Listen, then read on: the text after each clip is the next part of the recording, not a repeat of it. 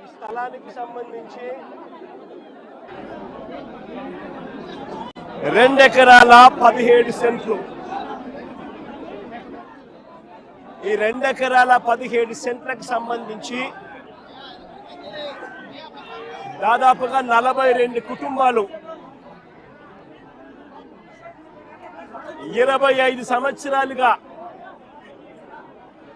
ఈ 42 కుటుంబాలు ఇక్కడే నివాసమై ఉంటున్నాయి.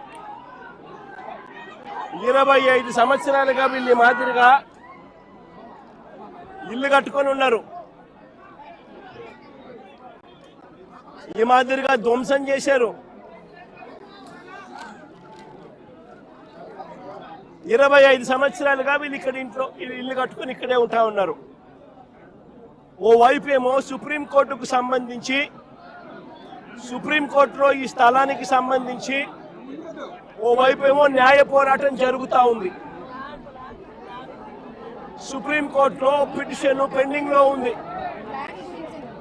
డిసెంబర్ 31వ తారీఖు వరకు పోలీసులను డిసెంబర్ 31వ తారీఖు వరకు ఈ 42 కుటుంబాలకు సుప్రీంకోర్టు ఊరటనిచ్చింది. డిసెంబర్ 31వ తారీఖు వరకు సుప్రీంకోర్టులో ఊరట పొందిన ఈ కేసులో ఈ 42 కుటుంబాలు ఓవైపున సుప్రీంకోర్టులో కేసు పెండింగ్ ఉండగానే 31వ తారీఖు వరకు ఊరట ఉండగానే ఇక్కడ పోలీసులను అడ్డు పెట్టుకొని ఏకంగా 200 మంది పోలీసులు ఇక్కడ వచ్చి ప్రైవేట్ పార్టీకి మద్దతు తెలుపుతూ ఈ 42 ఇళ్లకు సంబంధించిన బాధితులను నిర్దాక్షిణ్యంగా వాళ్ళ ఇంట్లో ఉండగానే వాళ్ళ ఇళ్ళన్నీ కూడా పగలగొట్టడం జరిగింది. వీళ్ళందరినీ రోడ్డును పడేయడం జరిగింది. నేను అడుగుతా ఉన్నాను, ప్రభుత్వ పెద్దల ప్రమేయంతోనే వారి సహకారంతోనే వారి ఆశీస్సులతోనే ఇంత అకస్మాత్తుగా సుప్రీంకోర్టులో డిసెంబర్ 31వ తారీఖున వరకు గడువు ఉంది అని తెలిసినా కూడా అధికార దుర్వినియోగం చేస్తూ వీళ్ళందరినీ రోడ్డు పాలు చేయడం జరిగింది.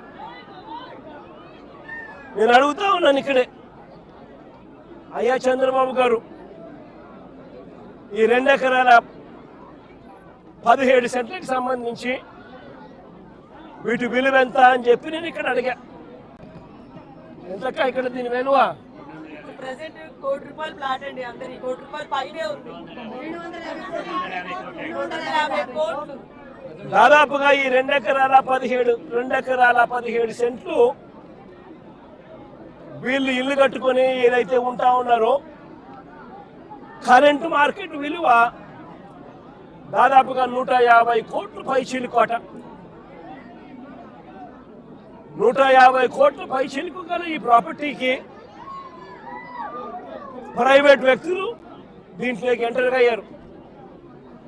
2016లో, అంటే అప్పుడు కూడా చంద్రబాబు నాయుడు గారు ముఖ్యమంత్రిగా ఉన్నప్పుడే, 2016లో ఒక 1981 సంవత్సరం డేటెడ్గా 2016లో ఒక ఫేక్ సొసైటీ పెట్టడం జరిగింది. తప్పుడు డాక్యుమెంట్లతో 2016లో 1981 డేట్తో ఒక తప్పుడు సొసైటీ క్రియేట్ చేసి మొత్తం డాక్యుమెంటేషన్ అంతా కూడా ఈ 150 కోట్ల ప్రాపర్టీని కాజేయడం కోసం అడుగులు పడ్డాయి. వీరందరూ చంద్రబాబు నాయుడుతో సన్నిహితులు. నారా లోకేష్ గారి ఇన్వాల్వ్మెంట్, లోకల్ ఎంపీ కేశినేని చిన్ని పూర్తిగా ఇన్వాల్వ్ అయి ఉన్నారు. ఇక్కడ కార్పొరేటర్ కూడా జనసేన పార్టీకి సంబంధించిన కార్పొరేటర్ కూడా ఒక ఆయన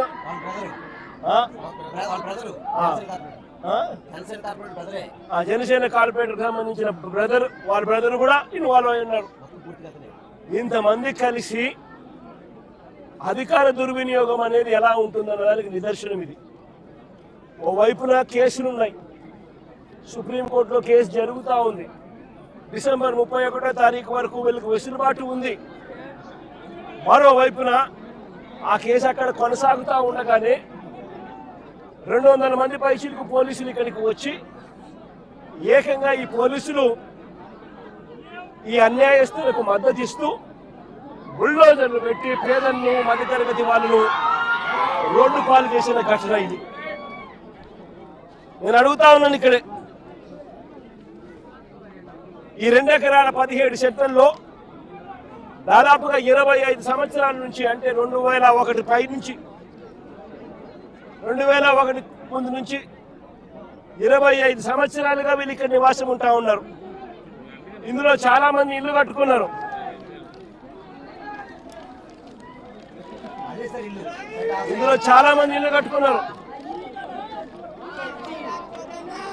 ఈ ఇంటికి సంబంధించి, ఈ ఇళ్లకు సంబంధించి Vijayawada municipal corporation building plan approvals ఇచ్చినారు. విజయవాడ మున్సిపల్ కార్పొరేషన్ వారు బిల్డింగ్ ప్లాన్స్ అప్రూవల్ ఇచ్చినారు. ఈ ఇళ్లకు కరెంట్ కనెక్షన్ ఇచ్చినారు, డ్రైనేజ్ కనెక్షన్ ఇచ్చినారు. ఈ ఇంటికి అన్ని రకాల అనుమతులతో పాటు ప్లాన్ అప్రూవల్ చేసి విజయవాడ మున్సిపల్ కార్పొరేషన్ వాళ్ళు వీళ్ళు ఇల్లు కట్టుకుంటా ఉంటే ఇళ్ళకు కూడా ప్లాన్ అప్రూవల్స్ శాంక్షన్ చేసి స్టాంప్ వేస్తారు. మరోవైపున బ్యాంకులు వాళ్ళు డ్యూ డెలిజెన్స్ పూర్తి చేసి వీళ్ళందరికీ లోన్లు కూడా ఇచ్చినారు. ఇక్కడ ఉన్న వాళ్ళు దాదాపుగా ఒక్కొక్కరు 20 లక్షలు 25 లక్షల రూపాయల పైన ప్లాన్స్ ఎలా ఇచ్చారో అని అడుగుతా ఉన్నా. స్థలాలు వేరొకరివే అయితే ఈ ఇళ్లకు కరెంటు, డ్రైనేజు, ఇతర కనెక్షన్స్ అన్ని ఎలా ఇచ్చారో అని అడుగుతా ఉన్నా. వేరొకరిదే ఈ స్థలం అయితే వీటికి ఇక్కడ ఉన్న వాళ్లకు బ్యాంకు లోన్లు ఎలా ఇచ్చారో అని అడుగుతా ఉన్నా. రిజిస్ట్రేషన్లు చేశారు, బిల్డింగ్ ప్లాన్ అప్రూవల్స్ ఇచ్చారు, అన్ని రకాల పర్మిషన్స్ ఇచ్చినారు. చివరికి వీరికి బ్యాంకులు వాళ్ళు లోన్లు కూడా ఇచ్చాయి, వాళ్ళ డ్యూ డెలిజెన్స్ పూర్తి చేసి.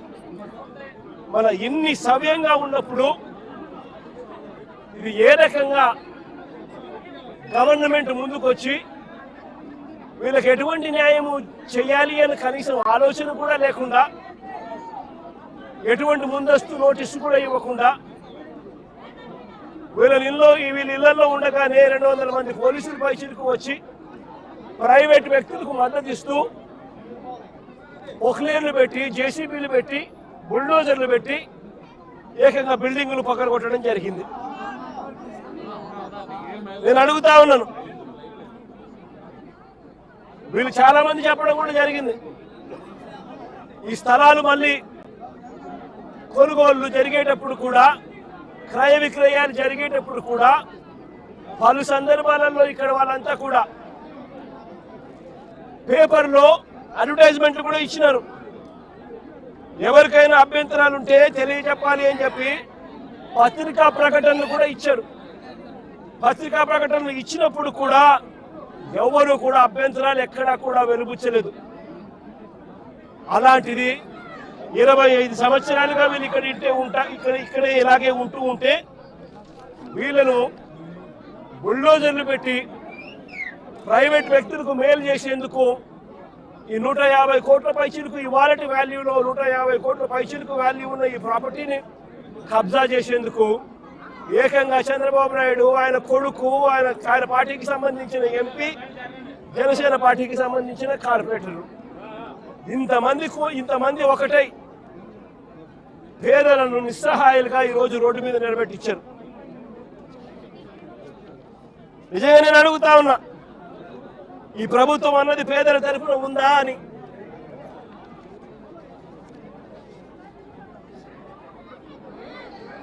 ఎక్కడైనా ఎప్పుడైనా కూడా ప్రభుత్వం అన్నది చేయాల్సింది ఏమిటి? ఇటువంటి పరిస్థితిలో వచ్చినప్పుడు వీళ్ళంతా వెళ్ళి కంప్లైంట్లు కూడా ఇచ్చినారు. సాక్షాత్తు చంద్రబాబు నాయుడు కలిసినారు. చంద్రబాబు నాయుడు 3 సార్లు కలిసినారు. లోకేష్ 2 సార్లు కలిసినారు. అర్జీలు ఇచ్చినారు. చివరికి ఎవరికైతే వీళ్ళు అర్జీలు ఇచ్చినారో వాళ్ళే కుట్ర పన్ని, వాళ్ళు వాళ్ళ ఎంపీలు, వాళ్ళకి సంబంధించిన కార్పొరేటరు వీళ్ళంతా కలిసి కుట్ర పన్ని ఏ రకంగా వీళ్ళంతా కూడా వీళ్ళకి అన్యాయం చేశారు అన్నదానికి నిదర్శనం ఇది. నేను ఒకటే అడుగుతా ఉన్నా, అయ్యా చంద్రబాబు నాయుడు గారు, ఇక్కడే కాదు రాష్ట్ర వ్యాప్తంగా కూడా ఇదే మాదిరిగా కొనసాగుతా ఉంది. రాష్ట్ర వ్యాప్తంగా కూడా అనేక చోట్ల ఎక్కడైనా చిన్న చిన్న లిటిగేషన్లు ఎక్కడైనా ఉంటే డైరెక్ట్ గా తెలుగుదేశం పార్టీకి సంబంధించిన నాయకులు, ఎమ్మెల్యేలు ఇన్వాల్వ్ అయిపోతా ఉన్నారు. లిటిగేషన్ ఉన్న చోట వీళ్ళంతటి వీళ్ళే అడుగు పెట్టేసి ఆ ల్యాండ్ కబ్జా చేసేస్తా ఉన్నారు. కొన్ని చోట్ల వీళ్ళే లిటిగేషన్ క్రియేట్ చేస్తా ఉన్నారు. వీళ్ళే నిషేధిత జాబితాలో ప్రాపర్టీస్ ను బలవంతంగా పెట్టించేసేస్తున్నారు. వీళ్ళే లిటిగేషన్ క్రియేట్ చేసి వీళ్ళే కూడా కబ్జాలు చేసే కార్యక్రమాలు జరుగుతూ ఉన్నాయి. రాష్ట్ర వ్యాప్తంగా ఇదే రకమైన అన్యాయం కొనసాగుతూనే ఉంది. నేను ఇప్పటికైనా చంద్రబాబు నాయుడు గారికి ఒకటే చెప్తా ఉన్నా, ఈ ప్రెస్ కాన్ఫరెన్స్ ద్వారా ప్రతి ఒక్కరికి కూడా నేను ఒకటే మనవి చేస్తా ఉన్నా, దీంట్లో సిబిఐ ఎంక్వైరీ జరిగించాలి. ఇక్కడ ఏ రకంగా చంద్రబాబు నాయుడు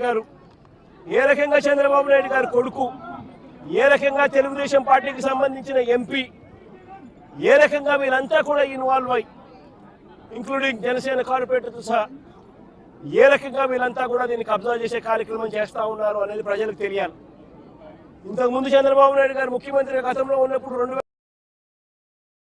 2016లో ఒక ఫేక్ సొసైటీ క్రియేట్ చేసి 1981 డేట్ వేసి ఏ రకంగా పేదల ఆస్తుల మీద, పేద ప్రజల ఆస్తుల మీద ఏ రకంగా కన్నేశారు అన్నది కూడా ఇవన్నీ బయటికి రావాలి.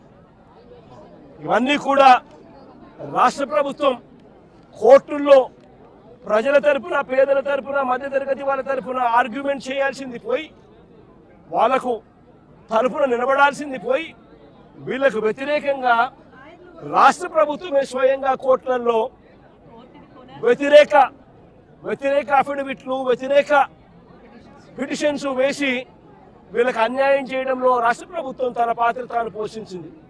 వీటి అన్నిటి మీద కూడా ఎంక్వైరీ జరగాలి. జరిగి దోషులను, అది చంద్రబాబు నాయుడు కావచ్చు, లోకేష్ కావచ్చు, తెలుగుదేశం పార్టీ విజయవాడ ఎంపీ కావచ్చు,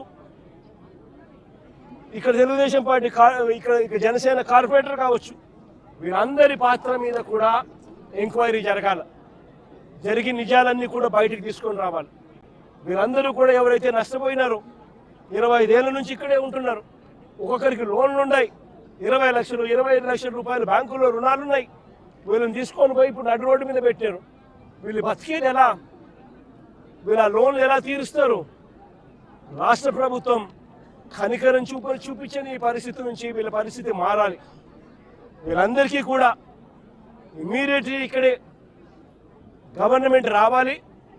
వీళ్ళకి సంబంధించిన లోన్లన్నీ కూడా గవర్నమెంట్ తన రెస్పాన్సిబిలిటీ కింద గవర్నమెంటే కట్టేట్టుగా తీసుకోవాలి. నష్టపోయిన వీళ్ళందరికీ కూడా ఇక్కడే స్థలాలు ఇస్తారా, లేకపోతే ఇలాంటి స్థలమే ఇంకో చోట ఇచ్చి ఇంకో ఇల్లు కట్టించి వీళ్ళకి న్యాయం చేస్తారా అన్నది గవర్నమెంట్ డిసైడ్ చేసుకోవాలి.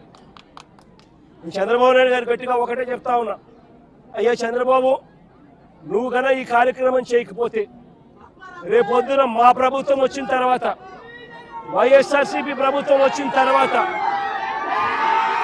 ఖచ్చితంగా చెప్తా ఉన్నాను, ఇదే ఎంక్వైరీ మేమేస్తాం.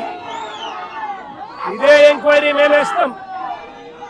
మిమ్మల్ని కోర్టు ముందర దోషులుగా నిలబెట్టడమే కాకుండా వీళ్ళందరికీ కూడా, బాధితులందరికీ కూడా కంటికి రెప్పలా మేమంతా కూడా కాపాడుకుంటూ, వీళ్ళందరూ కూడా ఎవరైతే నష్టపోయినారో ప్రతి ఒక్కరికి కూడా ఆ నష్టంలో ప్రభుత్వం భాగస్వామ్యమై వీళ్ళందరికీ తోడుగా ఉంటుందని చెప్పి బాధితుల తరపున మీ జగనన్న మాటిస్తా ఉన్నాడు అని చెప్పి ప్రతి బాధితుడికి కూడా నేను చెప్తా ఉన్నాను.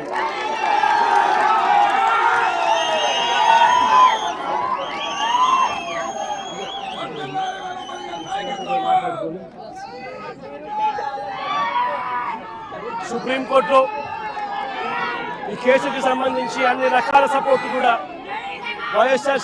వైఎస్ఆర్సీపీ తరపున న్యాయానికి సంబంధించిన సుప్రీంకోర్టులో కానీ హైకోర్టులో కానీ వీళ్ళ తరపున ఆర్గ్యూ చేసే దానికోసం లాయర్ల దగ్గర నుంచి ప్రతి ఒక్కరికి న్యాయం తరపున ప్రతి ఒక్కరికి కూడా అన్ని రకాల సహాయ సహకారాలు కూడా కొనసాగిస్తామని కూడా తెలియజేస్తాం.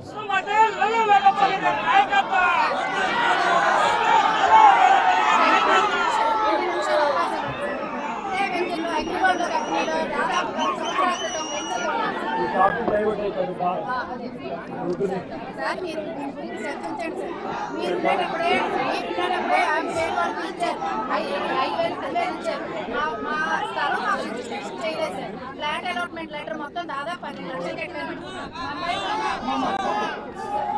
దీనికి సంబంధించి కూడా చూసుకున్నాము. 10 లక్షలు పెట్టి మా అమ్మాయికి పెళ్లి చేశాను. ఈ సొసైటీ